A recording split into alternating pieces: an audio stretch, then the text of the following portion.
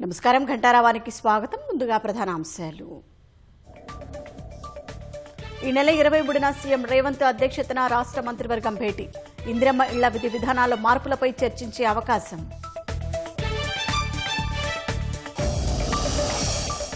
నేడు దేశవ్యాప్తంగా మెడికల్ దుకాణాలు బంద్. ఆన్లైన్లో ఔషధాల డెలివరీని వ్యతిరేకిస్తూ నిర్ణయం.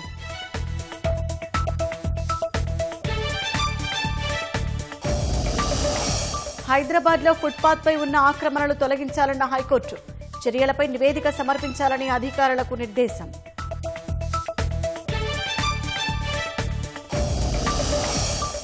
భారత రక్షణ సామర్థ్యానికి మరింత ఊతమిచ్చేలా డీఆర్డీఓ చర్యలు. యూఏబీ నుంచి అత్యంత ఖచ్చితత్వంతో గైడెడ్ క్షిపణి పరీక్ష విజయవంతం. మరిన్ని రంగాల్లో భారత్ ఇటలీ మధ్య సహకారం బలోపేతం. నేడు ద్వైపాక్షిక చర్చలు జరపనున్న మోదీ, మెలోని.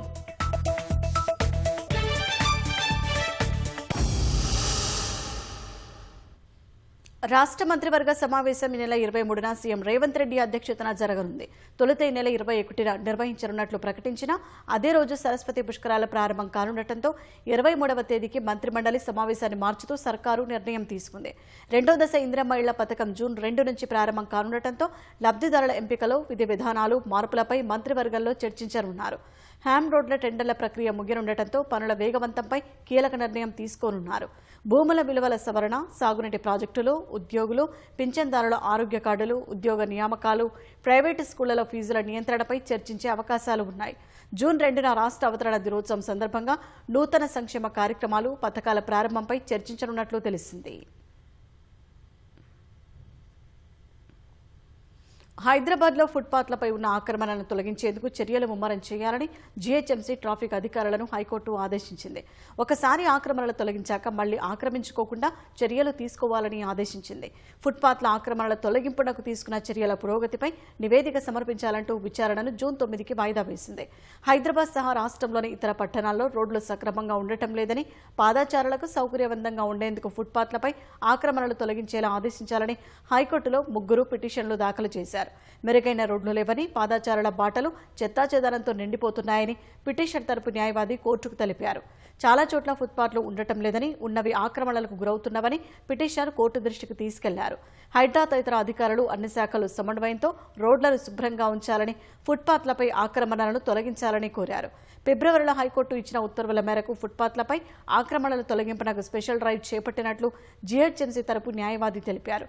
వాదనలు విన్న న్యాయమూర్తి ఆ వాదనను నమోదు చేస్తూ ఆక్రమణల తొలగింపు చర్యలను ముమ్మరం చేయాలని traffic police joint CP GHMC కమిషనర్లను ఆదేశించింది. దేశవ్యాప్తంగా ఇవాళ మెడికల్ దుకాణాల బంద్కి అఖిల భారత chemist and druggist organization AIOCD పిలుపునిచ్చిన నేపథ్యంలో ఔషధ నియంత్రణ మండలి ప్రజలకు పలు సూచనలు చేసింది. ఏఐఓసీడీ రాష్ట్ర విభాగంతో చర్చలు జరిపినట్టు పేర్కొన్న డీసీఏ ఆసుపత్రులకు అనుబంధంగా ఉన్న మెడికల్ దుకాణాలు తెరిచి ఉంచేందుకు అంగీకరించినట్టు ప్రకటించింది. అత్యవసర సమయాల్లో మందులను అందించేందుకు జిల్లా స్థాయిలోని ఏఐఓసీడీ ప్రతినిధులు డ్రగ్ ఇన్స్పెక్టర్లకి అందుబాటులో ఉంచారని స్పష్టం చేసింది. వాటితో పాటు అపోలో, మెడ్ప్లస్ వంటి కార్పొరేట్ మెడికల్ దుకాణాలు తెరిచి ఉంచాలని కోరినట్టు డీసీఏ ప్రకటించింది. అత్యవసర మందులు అందుబాటులో లేకపోతే ప్రజలు డీసీఏ అధికారులను సంప్రదించాలని, అందుకు సంబంధించిన వివరాలు అధికారిక వెబ్సైట్ నుంచి పొందవచ్చని తెలిపింది.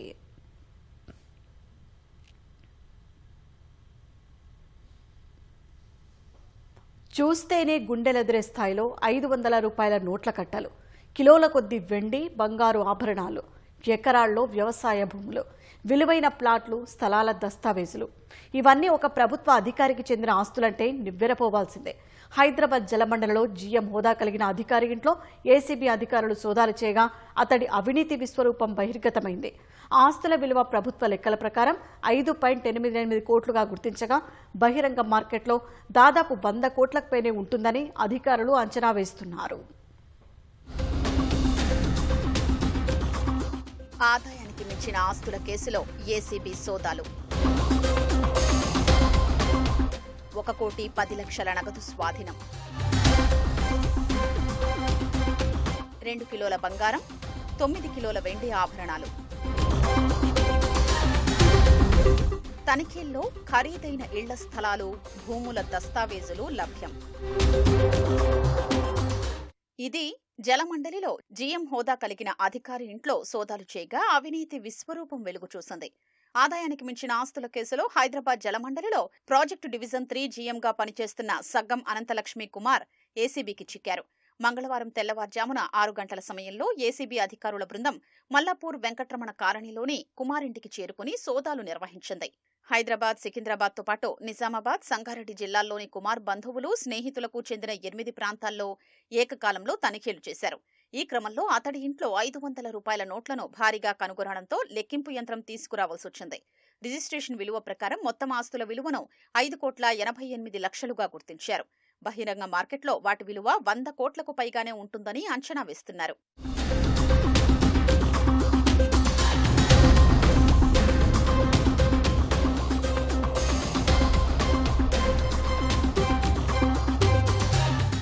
సంగారెడ్డి జిల్లా కంది మండలం చేర్యాల మరికొన్ని గ్రామాలతో పాటు నిజామాబాద్ జిల్లా నవీపేటలో కుమార్ బినామీల పేరిట ఉన్న వ్యవసాయ భూముల్ని ఏసీబీ గుర్తించింది.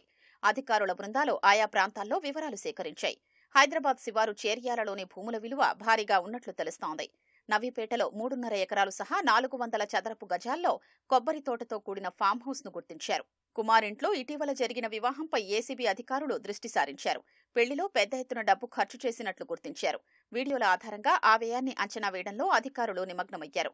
శుభకార్యాన్ని అంగరంగ వైభవంగా నిర్వహించిన తర్వాత 1 కోటికి పైగా నగదు ఇంట్లో ఉండడం అధికారుల్ని ఆశ్చర్యపరిచింది. కుమార్తో పాటు కుటుంబ సభ్యుల పేరిట బ్యాంకు లాకర్లు ఉన్నట్లు గుర్తించిన ఏసీబీ అధికారులు భార్య సహా 3 కుటుంబ సభ్యుల్ని బ్యాంకు వద్దకు తీసుకెళ్లి లాకర్లు తెరిపించారు. వాటిలో బంగారు నగలతో పాటు కొన్ని దస్తావేజుల్ని స్వాధీనం చేసుకున్నట్లు తెలిసింది. సోదాల అనంతరం ఆదాయానికి మించిన ఆస్తుల కేసులో కుమార్ను ఏసీబీ అధికారులు అరెస్టు చేశారు. ఉమ్మడి మహబూబ్నగర్ జిల్లా సాగునీటి ప్రాజెక్టులకు అత్యంత ప్రాధాన్యత ఇస్తూ 10 ఏళ్లలో బీఆర్ఎస్ చేసిన అన్యాయాన్ని సరిదిద్దేందుకు కట్టుబడి ఉన్నామని నీటిపారుదల శాఖ మంత్రి ఉత్తమ్ కుమార్ రెడ్డి తెలిపారు. ముఖ్యమంత్రితో సమావేశం తర్వాత పాలమూరు జిల్లా మంత్రులు జూపల్లి కృష్ణారావు, వాకిటి శ్రీహరి శాసనసభ్యులతో కలిసి సాగునీటి ప్రాజెక్టులపై ఉత్తమ్ సమీక్ష నిర్వహించారు. పాలమూరు, రంగారెడ్డి ప్రాజెక్టు పనులు 90% పూర్తయ్యాయని బీఆర్ఎస్ చెప్పడం అబద్దమని ఆక్షేపించారు. ప్రాజెక్టును జూరాల నుంచి శ్రీశైలానికి మార్చడం వల్లే నష్టం జరిగిందని విమర్శించారు. భూసేకరణ చేయకుండా కాలువల కోసం టెండర్లు పిలిచారని ఉత్తమ్ ఎద్దేవా చేశారు. పాలమూరు ప్రాజెక్టుల పురోగతి, షెడ్యూళ్లతో సమగ్ర నివేదిక సిద్ధం చేయాలని అధికారులను ఆయన ఆదేశించారు. జూరాల పూడిక సమస్య పరిష్కరించేలా చర్యలు చేపట్టినట్లు చెప్పిన మంత్రి డ్రిప్ పథకం కింద సాయం అందించాలని కేంద్రానికి ప్రతిపాదనలు సమర్పించినట్లు తెలిపారు.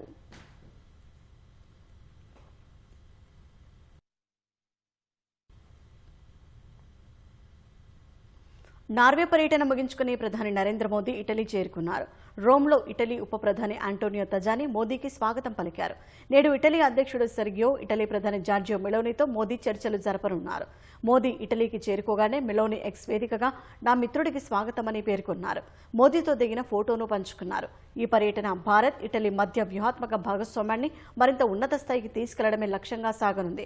ప్రధాని మోదీ సైతం సామాజిక మాధ్యమం ఎక్స్ వేదికగా తన పర్యటన వివరాలను పంచుకున్నారు. ఈ పర్యటనలో India, middle east, Europe economic corridor ప్రాజెక్టుపై ప్రత్యేకంగా దృష్టి పెడతామని మోదీ పేర్కొన్నారు. జాయింట్ స్ట్రాటజిక్ యాక్షన్ ప్లాన్ 2025-2029 అమలు తీరును కూడా సమీక్షిస్తామన్నారు. దీనితో పాటు ఐక్యరాజ్య సమితి ఫుడ్ అండ్ అగ్రికల్చర్ ఆర్గనైజేషన్ ప్రధాన కార్యాలయాన్ని కూడా సందర్శిస్తానని వివరించారు.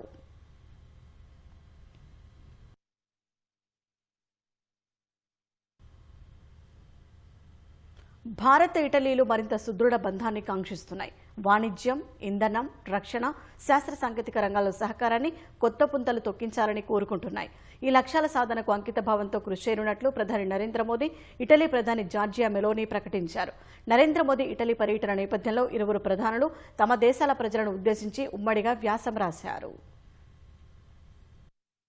భారత్, ఇటలీ సంబంధాలు నిర్ణయాత్మక దశకు చేరుకున్నాయని ప్రధాని నరేంద్ర మోదీ, ఇటలీ ప్రధాని జార్జియా మెలోనీ వెల్లడించారు. అంతర్జాతీయ వ్యవస్థ గణనీయ మార్పులకు లోనవుతున్న దశలో భారత్, ఇటలీల మధ్య అనుబంధం నిరంతర రాజకీయ, వ్యవస్థాగత వినిమయంతో కూడుకున్న భాగస్వామ్యంగా మారిందని తెలిపారు. భారత ఆర్థిక పురోగతిని, ఇంజనీరింగ్ ప్రతిభను, విస్తృతిని ఇటలీ సామర్థ్యంతో బలంగా మేళవించాలనే లక్ష్యాన్ని నిర్దేశించుకున్నామని వెల్లడించారు. ఖగోళ రంగంలో కూడా భారత్, ఇటలీ సహకరించుకుంటున్నాయని తెలిపారు. అంతరిక్ష పరిశోధన, ఉపగ్రహ సాంకేతిక పరిజ్ఞానంలో భారత్ గణనీయ ప్రగతి సాధించిందని వివరించారు.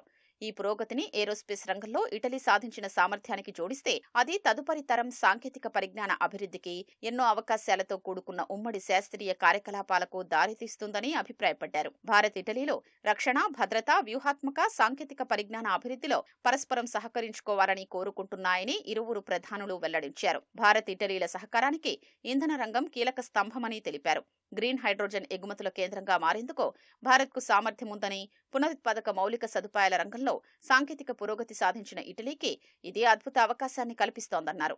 భౌతిక, డిజిటల్, మానవ అనుబంధాలు భారత్ ఇటలీలను బలంగా కలిపి ఉంచే సూత్రాలుగా పనిచేస్తున్నాయని పేర్కొన్నారు. ఐరోపా సమాఖ్యతో భారత్ కుదుర్చుకున్న స్వేచ్ఛా వాణిజ్య ఒప్పందం ఇరువైపులా పెట్టుబడులు, వ్యాపారాల అభివృద్ధికి బాటలు వేసిందని తెలిపారు. భారత్ ఇటలీ మధ్య 2029 నాటికి 20 బిలియన్ యూరోల వాణిజ్యం దాటాలని ఆశిస్తున్నట్లు మోదీ, మెలోనీ వెల్లడించారు. సాంకేతిక పరిజ్ఞానం నవీకరణ ఇరు దేశాల భాగస్వామ్యానికి గుండెకాయ లాంటిదని అభిప్రాయపడ్డారు. కృత్రిమ మేధ, క్వాంటం కంప్యూటింగ్, అత్యాధునిక ఉత్పత్తి విధానాలు, కీలక ఖనిజాలు, డిజిటల్ మౌలిక సదుపాయాలు తదితర రంగాల్లో చోటు చేసుకుంటున్న పురోగతి ఇరు దేశాల్లో సాంకేతిక విప్లవానికి ఊపిరులు ఊదుతోందన్నారు. నవ్యతకు పెద్దపీట వేస్తున్న భారతీయ పారిశ్రామిక వాతావరణం, ఇటలీకి ఉన్న ఆధునిక పారిశ్రామిక సామర్థ్యాలు ఈ రంగాల్లో ఇరు దేశాల సహకారానికి సహజ బాంధవ్యాన్ని, వ్యూహాత్మకతను ఆపాదించాయని తెలిపారు. కృత్రిమ మేధ అభివృద్ధి బాధ్యతాయుతంగా, మానవ కేంద్రీకృతంగా సాగేందుకు భారత్ ఇటలీలో పరస్పరం సహకరించుకుంటున్నాయని వెల్లడించారు. నార్వే పర్యటన ముగించుకుని ప్రధాని నరేంద్ర మోదీ ఇటలీ చేరుకున్నారు. మైనార్టీ యువతకి విద్య, సమాన అవకాశాలు, గౌరవప్రదమైన జీవితం అందించడమే రాష్ట్ర ప్రభుత్వ లక్ష్యమని మైనార్టీ సంక్షేమ శాఖ మంత్రి అజారుద్దీన్ పునరుద్ఘాటించారు. ఢిల్లీలోని సుష్మా స్వరాజ్ భవన్లో జరిగిన మైనార్టీ కమిషన్ల సదస్సులో పాల్గొన్నారు. దేశ అభివృద్ధిలో మైనారిటీల భాగస్వామ్యాన్ని పెంచేందుకు కేంద్రం, అన్ని రాష్ట్రాలు కలిసి కృషి చేయాల్సిన అవసరం ఉందన్నారు. దేశవ్యాప్తంగా మైనారిటీ విద్య, నైపుణ్యాభివృద్ధి, ఉపాధి అవకాశాలు, యువత సాధికారత, పారిశ్రామిక ప్రోత్సాహం, సామాజిక సమగ్రతను బలోపేతం చేయాల్సిన అవసరం ఉందని అజారుద్దీన్ సూచించారు. ప్రభుత్వ ఉద్యోగుల వివరాలన్నీ డిజిటలైజ్ చేసి హెచ్ఆర్ మేనేజ్మెంట్ సిస్టమ్ అమలు చేయాలని ప్రభుత్వం నిర్ణయించింది. ఈ నెల 31లోగా రెగ్యులర్ ఉద్యోగుల సర్వీస్ రిజిస్టర్లను స్కాన్ చేసి పోర్టల్లో అప్లోడ్ చేయాలని అన్ని విభాగాలను ఆర్థిక శాఖ ఆదేశించింది. ఆర్థిక శాఖ నిర్వహిస్తున్న integrated financial management and information system IFMIS portal ద్వారా HRMSను అమలు చేయనున్నారు. దీని ద్వారా అవసరమైనప్పుడు ఉద్యోగుల వివరాలు రియల్ టైంలో అందుబాటులో ఉండడం సహా పారదర్శకత, విశ్వసనీయత పెరుగుతుందని ప్రభుత్వం భావిస్తోంది. భవిష్యత్తులో HRMS ద్వారా ఉద్యోగుల career tracking, leave management, pensions, payroll processing వంటి మాడ్యూల్స్ అందుబాటులోకి రానున్నాయి. HRMS ఏర్పాటు కోసం ఉద్యోగుల సర్వీస్ రిజిస్టర్ల డిజిటలైజేషన్, అప్లోడ్ ప్రక్రియను పర్యవేక్షించేందుకు అన్ని శాఖలు నోడల్ అధికారులను నియమించారని ఆర్థిక శాఖ తెలిపింది.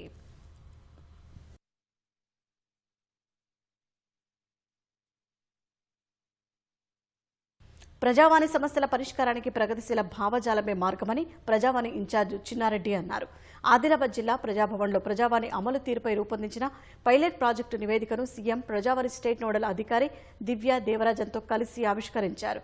ప్రజావాణికి వచ్చే ప్రతి పిటిషన్ వెనుక ఒక కుటుంబం, ఒక బాధ, ఒక సమస్య ఉంటుందని అధికారులు గుర్తించాలని చిన్నారెడ్డి సూచించారు.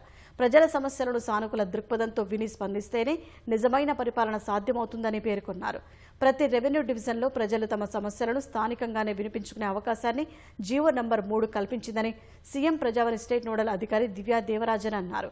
అధికారులు ప్రజల సమస్యలను బాధ్యతగా విని పరిష్కారానికి కృషి చేయాలని సూచించారు. వ్యాప్తంగా అనేక రకాల ప్రజలు, అనేక ప్రాంతాల ప్రజలు ఇక్కడికి వచ్చి తమ గ్రీవెన్స్ చెప్పుకోవడం జరుగుతూ ఉంది. మేము ప్రశాంతంగా విని సాధ్యమైనంత వరకు సంబంధిత అధికారితో మాట్లాడి మేము పంపిస్తున్నాం, దీన్ని దయచేసి పరిష్కారం చేయండి అని చాలా రిక్వెస్ట్గా కోరుతా ఉన్నాం. మేము కోరుకుంది కలెక్టర్ గారు, దాని తర్వాత డీసెంట్రలైజ్ చేయదలుచుకుంటే మండల స్థాయిలో మీరు చేయండి. ప్రజలకు చాలా అందుబాటులో ఉంటుంది. మండలి అయితే ఒక్కొక్క మండలంలో యావరేజ్గా 20 నుంచి 25 గ్రామాలు ఉంటాయి. వాళ్ళకి రావడం కూడా చాలా దగ్గరగా ఉంటుంది. గ్రీవెన్స్ రిడ్రెసల్ అనేది ప్రజాస్వామ్యంలో ఒక ఇంపార్టెంట్ అయిన పిల్లర్. దానికి ఆదిలాబాద్లో జరిగిన పైలట్ ఫలితంగా మనకి ఆనరబుల్ సీఎం గారు కూడా డీసెంట్రలైజ్ ప్రజావాణి అని డివిజనల్ లెవెల్లో ఇంట్రడ్యూస్ చేయడం జరిగింది. ఎటువంటి సమస్యలు ఉన్నా కూడా విత్ ఇన్ టైంలో తీర్చడానికి, ప్రజలకి అనుగుణంగా సాల్వ్ చేయడానికి కూడా ప్రయత్నం జరుగుతుంది.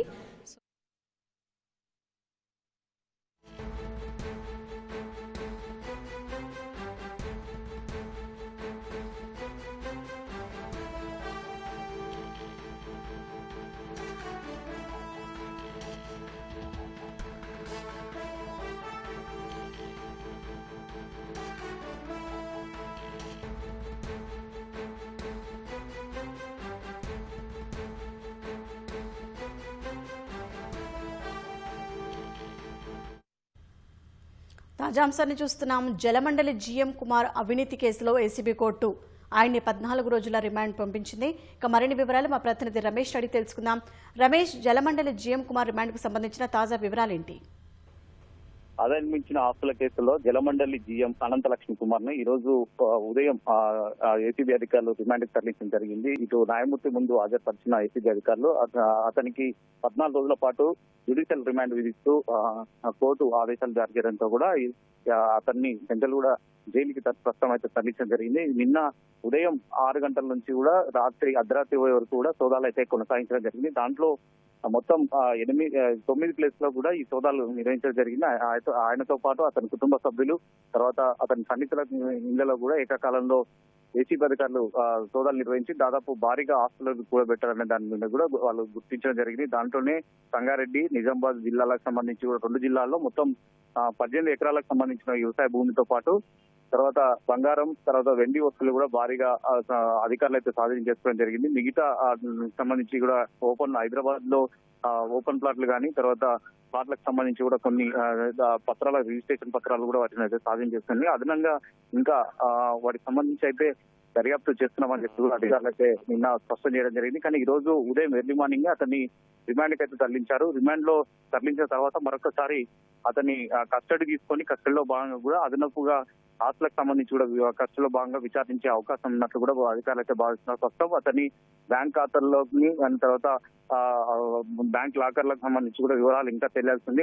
ఒక ఖాతాలో బ్యాంక్ లాకర్ లో కూడా కొంతవరకు బంగారం ఉంటే ఆ బంగారాన్ని కూడా స్వాధీనం చేస్తున్నట్లయితే తెలుస్తుంది. కాబట్టి అతన్ని బినామీల పేర్ల మీద ఇంకా ఎక్కడన్నా ఆస్తులు కూడబెట్టారన్న దాని మీద కూడా ప్రత్యేకంగా ఏసీబీ అధికారులు కస్టడీలో భాగంగా కూడా మరిన్ని విషయాలు అయితే వెలుగులోకి వచ్చే అవకాశాలు అయితే ఉన్నాయి.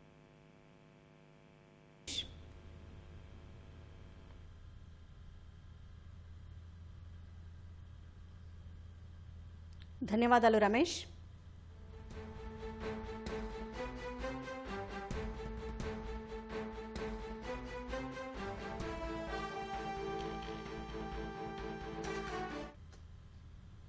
ప్రైవేట్ స్కూల్స్ కి ధీటుగా ముఖ్యమంత్రి రేవంత్ రెడ్డి ఇంటిగ్రేటెడ్ స్కూల్స్ ను రాష్ట్ర వ్యాప్తంగా ఏర్పాటు చేస్తున్నట్లు భువనగిరి ఎంపీ చామల కిరణ్ కుమార్ రెడ్డి తెలిపారు. పేద నిరుపేద విద్యార్థుల భవిష్యత్తును దృష్టిలో పెట్టుకుని త్వరలోనే నియోజకవర్గానికి ఒక పాఠశాల ఏర్పాటు కోసం ప్రణాళికలు రూపొందించినట్లు వెల్లడించారు. హైదరాబాద్ రవీంద్ర భారతిలో ఐ ఫౌండేషన్ వ్యవస్థాపకుడు రవీంద్ర ఆధ్వర్యంలో రాష్ట్ర ప్రభుత్వ పాఠశాలల్లో 10వ తరగతిలో 560కి పైగా మార్కులు సాధించిన విద్యార్థులకు ప్రతిభా పురస్కారాల ప్రధానోత్సవం జరిగింది. ఎమ్మెల్సీ ప్రొఫెసర్ కోదండరాంతో కలిసి పాల్గొన్న చామల ప్రభుత్వ పాఠశాలల్లో అన్ని వసతులు కల్పిస్తూ అత్యుత్తమ విద్యను అందిస్తున్నామన్నారు. సమాజంలో గుర్తింపు రావాలంటే విద్యతోనే సాధ్యమవుతుందని ఎమ్మెల్సీ ప్రొఫెసర్ కోదండరాం అన్నారు. అరుకర వసతులతోనే ఉత్తమ ప్రతిభ కనబర్చడం విద్యార్థులకు అభినందనీయమన్నారు. ప్రైవేట్ ఎడ్యుకేషన్ కి ధీటుగా ఈరోజు 200 కోట్లతోటి 20 ఎకరాల 2500 మంది విద్యార్థులతోటి ఇంటిగ్రేటెడ్ స్కూల్స్ కట్టాలని 119 నియోజకవర్గాలలో మొట్టమొదటిసారిగా 119 స్టార్ట్ చేయాలని ఒక ఆలోచనతో రేవంత్ రెడ్డి గారు ఆల్రెడీ ఈ సంవత్సరం డిసెంబర్లో కొన్ని స్కూల్స్ స్టార్ట్ చేయబోతున్నాం, కొంత ఫేజ్ 1. కాబట్టి ఎడ్యుకేషన్ కి చాలా ప్రాముఖ్యత ఇవ్వాల్సిన అవసరం ఉంది. ఎందుకంటే ప్రతి పేదవాడు ఈరోజు గవర్నమెంట్ స్కూళ్ళలో చదువుకోవాలన్న ఆలోచన రావాలి. ఎందుకంటే అప్పులు చేసి పిల్లల్ని చదివించేటువంటి పరిస్థితి ఉంది. అప్పులు చేసి చదివించాల్సిన అవసరం లేకుండా ప్రభుత్వమే ఒక మంచి స్కూల్స్ ని ఎస్టాబ్లిష్ చేయాలని చెప్పి ముఖ్యమంత్రి గారు కూడా ముందుకు పోతున్నారు. మీరు ఏ రంగంలో పోయినా బాగా చదువుకోగలిగితే తప్పకుండా రాణిస్తారు. ఇక్కడ పోతేనే నాకు అవకాశం, ఇక్కడ పోతే లేవు అని ఒక ప్రచారాలను నమ్మకం. దాన్ని మీరందరూ కూడా దృష్టిలో పెట్టుకోవాలని మీ అందరినీ కూడా కోరుతున్నారు. అయితే మన బాధ్యత ఏంటి? గవర్నమెంట్ మనకింత అవకాశం ఇచ్చింది, సమాజం మనకింత అవకాశం ఇచ్చింది. ఈ అవకాశం మనం ఎదుగుతున్నాం కాబట్టి మళ్ళీ రేపు మనం ఎదిగిన తర్వాత ఈ సమాజానికి సేవ చేయాలి. బాధ్యతగా ఈ సమాజంలో మనం ఒక పాత్ర నిర్వహించాలి. సాటి మనుషులు ఎదగటానికి మనం తోడ్పడాలి. అది మన కర్తవ్యంగా ఉండాలి. చెమటను ధారపోసి కాపాడుకున్న పంట అకాల వర్షాలకు తడిసిపోతుంటే రైతుల బాధ వర్ణనాతీతం. కళ్ల ముందే పంటంతా తడిసిపోతున్నా దిక్కుతోచక తల్లడిల్లుతున్నారు. వరదలు గింజలు కొట్టుకుపోతుంటే అన్నదాతలు చూసి ఆగమాగమవుతున్నారు.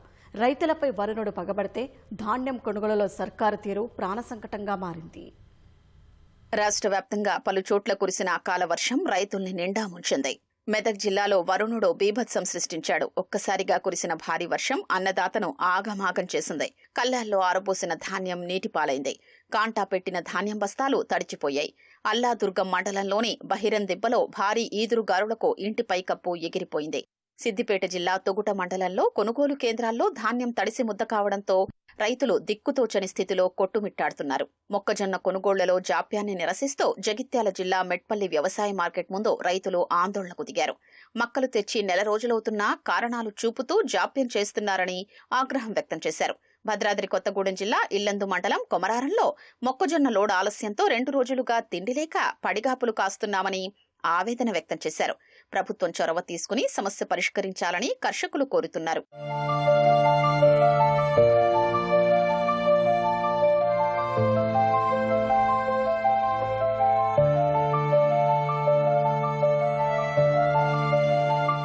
కుమరారం సొసైటీ నుండి నిన్న పొద్దున మన చైర్మన్ గారు వచ్చి తొందర రండి, ఆడ అమ్మటే అన్లోడ్ చేపిస్తా, ఇంటికి ఒక బండి పెట్టండి, టన్నుకు 300 చొప్పున ఇస్తాము, వారంలో డబ్బులు పడతాయి, మీరు ఇక్కడ తరలించండి అని నిన్న పొద్దున తెచ్చారు. ఇవాళ దానిక ఎవడు వచ్చి మాకు పట్టించుకునే నాదుడు లేరు. చాలా ఇబ్బందులు అవుతున్నాయి. పొద్దున్న నుండి ఒక 5 బండ్లు మాత్రమే దించారు. ఇప్పుడు దానిక 3ంటికి బంద్ చేసిన వాళ్ళు ఇప్పుడు దానిక మా ఫోన్లు రిసీవ్ చేయట్లేదు. ఎవడొచ్చి మాకు పట్టించుకోవట్లేదండి. ఇక్కడ ఎందుకు మాకు ఇంత ఇబ్బంది పెట్టడం? మేము అక్కడి నుంచి ల్యాండ్ లోడ్ చేసి పంపిస్తే వాళ్ళు దింపుకుంటే అయిపోతుంది కదండి. అక్కడి నుంచి మేము ఇక్కడ దాకా పంపించాల్సిన అవసరం లేదు. తక్షణమే ప్రభుత్వం దీన్ని స్పందించాలి, రైతులను ఆదుకోవాలి, రైతుల తిక్కిలన్నీ దిగుమతి చేయాలి. హైదరాబాద్ లో కూర్చొని ముఖ్యమంత్రి గారు వడ్ల కోసం సమీక్ష చేశారు. ఉత్తమ్ కుమార్ రెడ్డి గారు వడ్ల కోసం సమీక్ష చేశారు. ఒకసారి చూడరు, పొలం కనబడతా ఉంది, ఊరు పేరు కనబడతా ఉంది, జిల్లాలకు మీ కనుచూపు మేర ఎక్కడన్నా వడ్ల కుప్పలు లేకుండా ఉంటే ఈ సమస్యకు పరిష్కారం కనబడుతుంది. ఎప్పుడు వర్షం పడుతుందో తెలియదు. రోడ్డుకు అవతలి పక్కన రైతులు పట్టపగలు 2:45, 3 జిల్లా కలెక్టర్కి ఆదేశాలు ఇచ్చి వెంటనే వడ్ల కొనుగోలు జరపాలని చెప్పి ఈ సందర్భంగా రాష్ట్ర ప్రభుత్వాన్ని డిమాండ్ చేస్తా ఉన్నాం. బాగా కొన్నాం, ఇన్ని లక్షల టన్నులు కొన్నాం అని పేపర్ల మీద పోజులు ప్రకటించి మీరు చేతులు దులుపుకోవడం కాదు.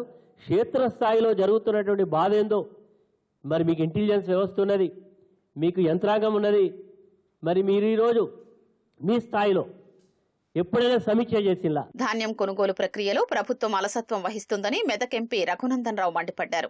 క్షేత్రస్థాయికి అధికారుల్ని పంపడంలో సీఎం రేవంత్ రెడ్డి విఫలమయ్యారని విమర్శించారు. సిద్దిపేట జిల్లా గజ్వేల్ నుంచి షేర్లోపల్లిలో రహదారికి ఇరువైపులా ఆరబెట్టిన ధాన్యం పరిశీలించారు.